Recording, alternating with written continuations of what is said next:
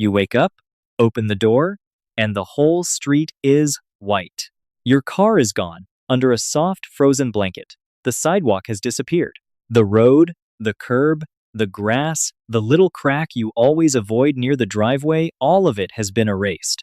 Now imagine that happening with no weather app, no snow boots, no heated house, no shovel, no road signs, no word for snow, and no one around you has ever seen it before. That was not a cozy winter morning. That was a survival emergency. We usually think the first snowfall would have looked magical, quiet, beautiful, maybe even peaceful. But for ancient humans, snow may have looked like the world had suddenly deleted its own instructions. So what actually happened when ancient humans saw snow for the first time? The answer is not just, they got cold. That is the obvious part. The real twist is this. Snow did not only change the temperature, it changed the meaning of the landscape. For people who survived by reading the ground, snow covered the map. Long before cities, roads, writing, fences, or forecasts, ancient humans moved through a world they understood through tracks, wind, smell, sound, memory, and experience. A broken twig could matter. A disturbed patch of mud could matter. A sudden silence in the birds could mean a predator, a storm, or animals moving nearby. Their world was not empty wilderness. It was full of information. Then the sky began dropping something pale, cold, and unfamiliar. At first, it may have looked like ash, or seeds, or dust from some place above the clouds. The flakes drifted down onto hair, shoulders, eyelashes, and skin. Some vanished as soon as they touched warmth. Others stayed. A child may have reached out to catch one. An adult may have pulled them back, because in the ancient world, let's poke the weird sky dust was not always a winning survival strategy. Curiosity and caution probably arrived together. That combination is very human. We want to understand the strange thing. We also do not want the strange thing to kill us. And as the flakes kept falling, the first surprise would have become much bigger. The dark ground turned pale. Stones softened. Grass vanished. Animal trails blurred.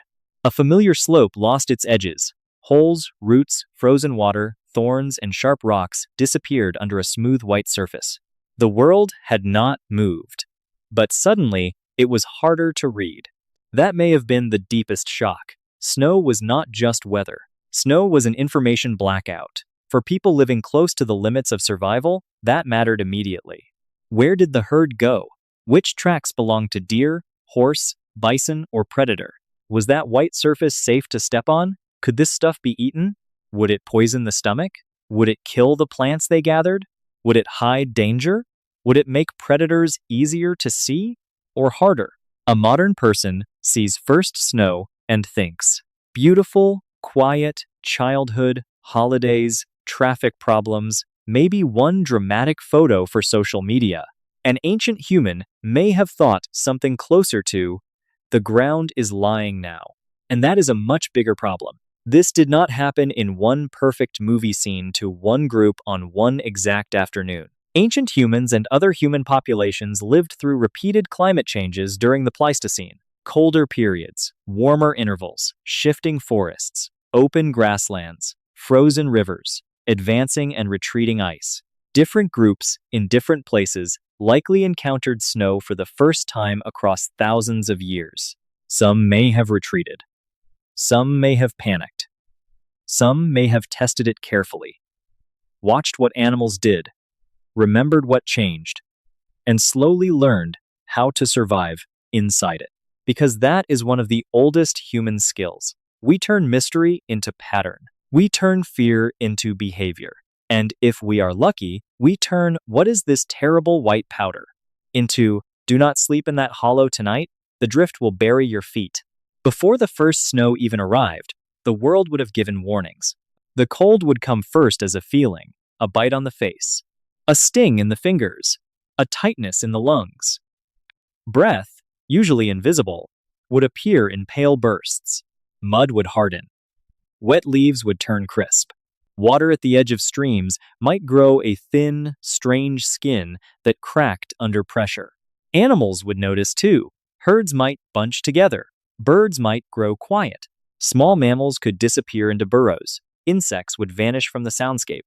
A forest that normally had layers of noise could become suddenly thin and tense. On open steppe, the wind might smell sharper, cleaner, with less rot, less soil, less warmth.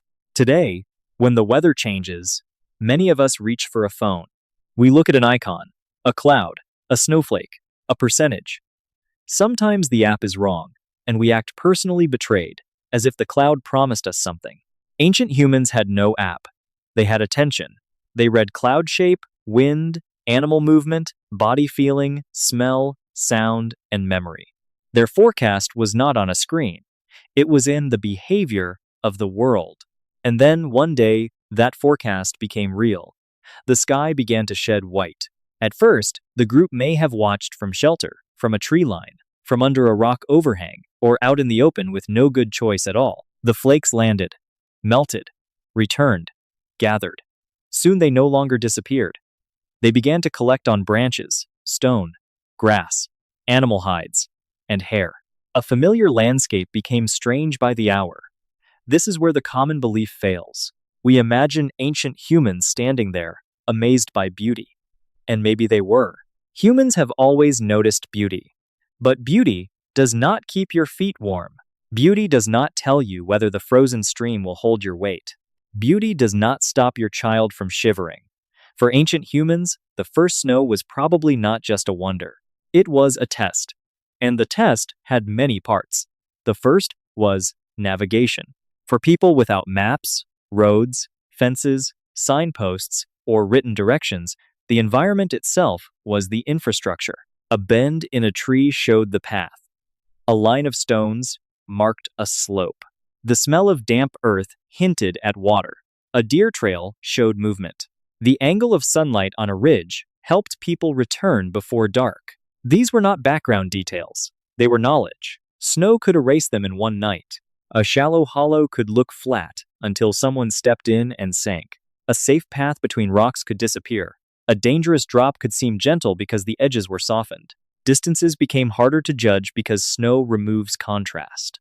A hill that was nearby might seem far away. A drop that was steep might look harmless. Basically, snow gave the landscape bad graphic design. Everything became white, very stylish, very deadly. The second test was food. Plants that were already hard to find in cold seasons could be sealed under frozen ground and powder. Roots might be buried, seeds might vanish, nuts and berries could be hidden or already gone. For hunters, the problem was different. Snow could make movement harder. It could exhaust a person quickly, especially if the surface broke underfoot. Every step through deep snow costs energy. And in a cold world, energy is not just comfort. Energy is life. But snow also created opportunity. Dark animal bodies could stand out against pale ground. A herd crossing an open slope might be easier to see. Blood drops became visible. Hoofprints and paw marks became clear. Snow remembered movement. That was one of its greatest gifts. Every track became a message. Every broken crust, every drag mark, every disturbed patch of powder became evidence. To an untrained eye, the ground was blank. To a skilled tracker, it became a page. This is important because ancient humans were already readers long before writing. They read mud, they read ash, they read branches, they read bird calls, they read distant movement. They read the silence before danger.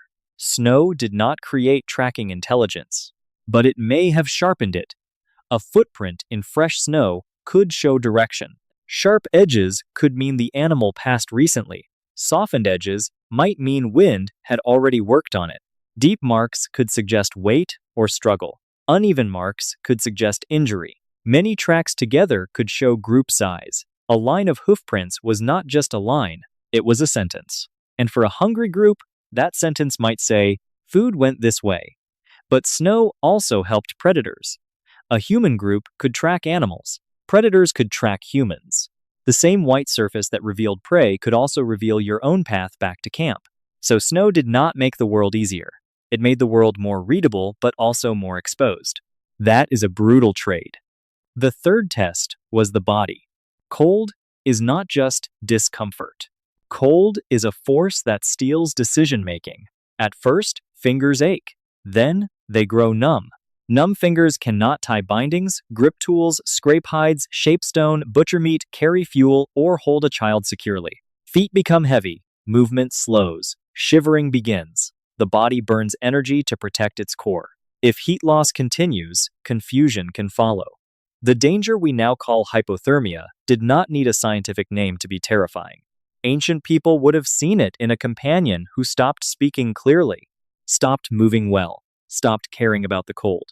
That last part is especially dangerous. When a person becomes too cold, they may stop making good choices. And in the ancient world, bad choices did not come with a reset button. Survival depended on more than toughness. This is another modern myth we should throw away. We often imagine ancient humans as people who survived because they were simply stronger, harder, more rugged, like everyone was born with a beard, even the babies. But cold does not care how tough you feel. Cold cares about insulation, calories, dryness, shelter, fire, planning, and cooperation. A very tough person with wet feet and no shelter can die. A small group that plans well can survive. That is the human advantage. Not just muscle, technique, memory, teamwork. Archaeology gives us pieces of that story. Stone scraping tools suggest people worked hides, removing flesh, softening skins, preparing coverings that could block wind and hold warmth. Later in prehistory, bone needles show more advanced fitted clothing, stitched coverings, shaped garments, layers, repairs. Most clothing itself does not survive because leather, fur, sinew, and plant fibers decay. So, archaeologists often find the tools, not the jackets, which is rude of time, honestly. But the clues matter. A scraper means hides were being worked. A needle means pieces could be joined. Wear patterns on stone tools can suggest repeated contact with hide or fiber. Occupation sites in cold environments strongly imply some kind of body covering and shelter strategy. A needle may look tiny in a museum case, but in a freezing landscape, it represents a revolution. It means someone could close gaps, shape sleeves, repair tears, make coverings that moved with the body instead of hanging loosely around it.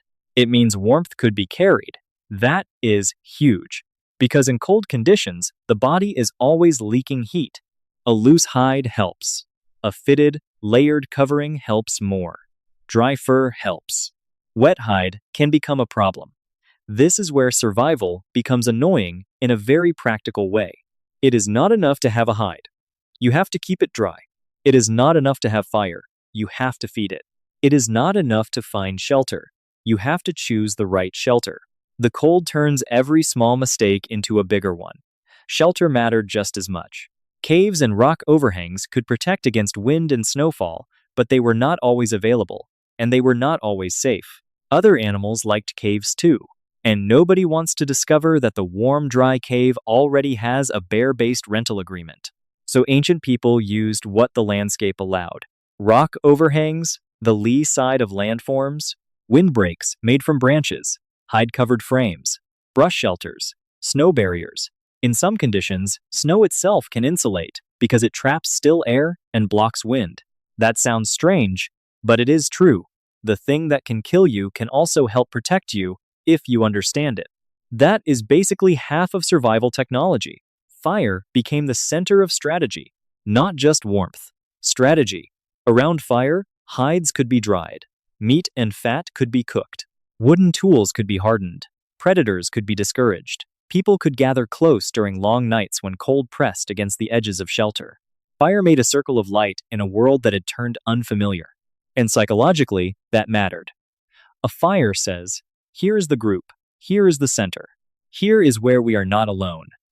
In a snow-covered world, fire was not just a tool, it was a social anchor. But even fire required planning. Fuel had to be gathered before darkness. Wood could be wet, buried, frozen, or scarce. Someone had to keep embers alive. Someone had to protect the flame from wind. Someone had to know how to remake it if it died. The first snow may have taught a hard lesson. In the cold, tomorrow has to be planned today. That brings us to water. Snow looks like abundance. It falls everywhere. It covers everything. You can scoop it in your hand. It seems like the easiest water source in the world. But eating snow directly can cool the body from the inside, forcing the body to spend energy melting what a fire could melt more safely. A desperate person might learn the hard way that frozen water is not the same as drinkable water.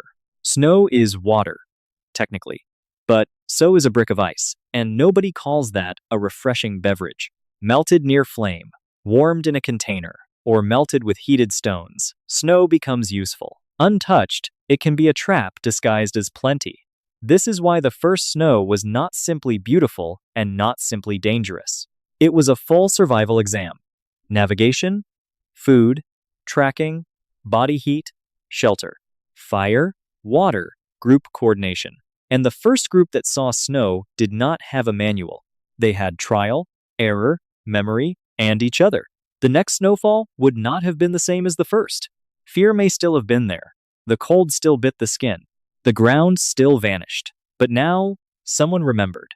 Someone noticed that snow near dark rocks melted first, because the sun warmed the stone. Someone saw that fresh powder behaved differently from older snow hardened overnight. Someone learned that snow could have layers, soft on top, crusted underneath, deep in hollows, thin on ridges. A child might step onto a crust that looked solid, break through, and learn a lesson very quickly. Possibly with a noise adults did not need translated. This is where survival begins to change. Not through one sudden invention. Not one genius standing on a hill saying, "I have invented winter."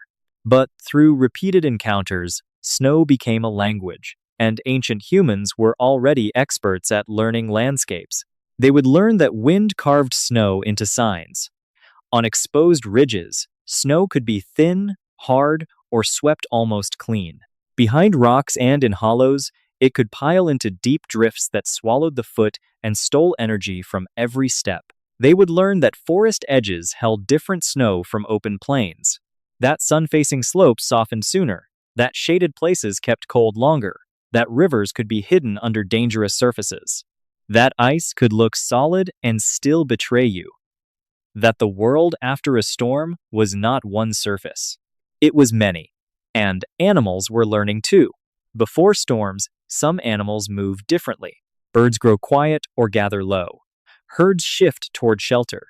Prey animals often choose routes that reduce energy loss. They avoid deep snow when possible. They follow packed routes, wind-scoured ridges, forest edges, or valleys. For a hunter who could notice these patterns, winter was not only hardship, it was information.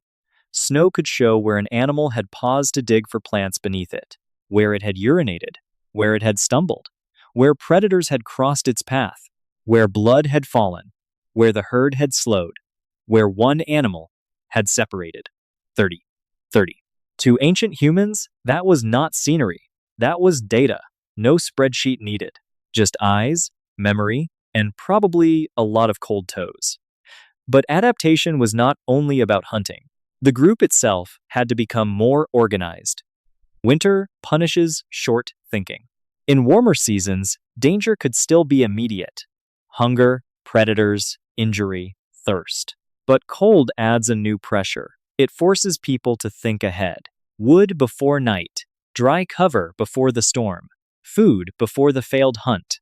Repair before the tear becomes fatal. Camp choice before wind changes. A group had to ask questions before the danger arrived. Where will the wind come from? Will snow drift here? Is there fuel nearby? Can children stay warm? Can elders reach the shelter? Is there water or snow that can be melted? Are animals likely to pass below this ridge? Will smoke escape or blow back into the shelter? This is prediction, not in the modern scientific sense, but in the survival sense. Pattern recognition plus memory. Ancient people did not need written calendars to notice seasons. They carried seasons in their bodies and stories. They learned which valleys held cold longer, which ridges cleared first, which rivers became traps, which paths stayed usable, which clouds meant trouble, which silences meant change. And under that pressure, cooperation became more important than ever. Winter is not kind to the isolated body.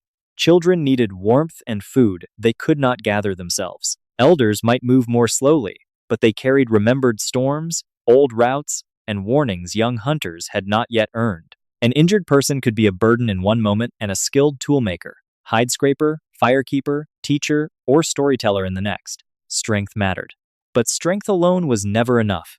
The cold favored cooperation. Someone watched the fire while others slept. Someone carried fuel. Someone repaired a torn covering. Someone noticed that a child's hands were going numb. Someone shared food. Someone remembered that the last time the birds went quiet, the snow came before dark. This is not the Hollywood version of survival. It is not one heroic man standing alone on a cliff with a spear while dramatic music does all the emotional labor. Real survival was probably quieter, more practical, more repetitive, more communal. Keep the fire alive. Fix the hide. Watch the sky. Do not step there. Share the fat. Bring the child closer. Move before the storm. That is survival. Snow may also have changed human imagination. We should be careful here. Snow did not magically create language, art, or symbolic thought. Human minds were already complex. But snow does ask strange questions of the brain. It hides and reveals. It erases familiar paths, then records every footprint. It makes the same valley look like another world by morning. It turns water into ground. It turns sky into falling matter. It turns silence into warning. People living with snow likely needed rich ways to describe texture, depth, danger, direction, season, and change. Fresh snow, old snow, hard crust, soft drift, hidden ice. Safe crossing. Bad slope. Storm coming. Track too old. Track fresh. Animal limping. Predator nearby. These are not abstract ideas. They are survival categories. And survival categories often become language, gesture, teaching, and story. A story about someone crossing ice too early is not just entertainment. It is a warning system.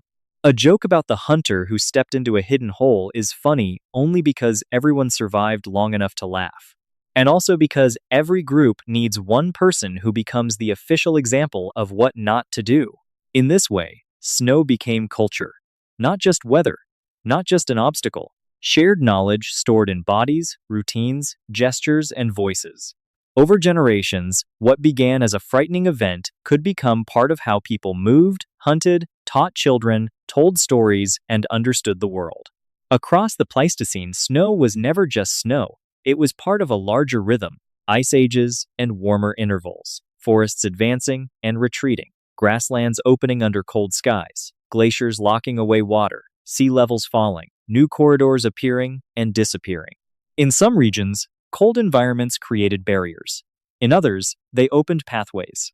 A frozen river valley could become a route. A lowered sea level could expose land. A mammoth steppe could support huge animals and the humans who followed them.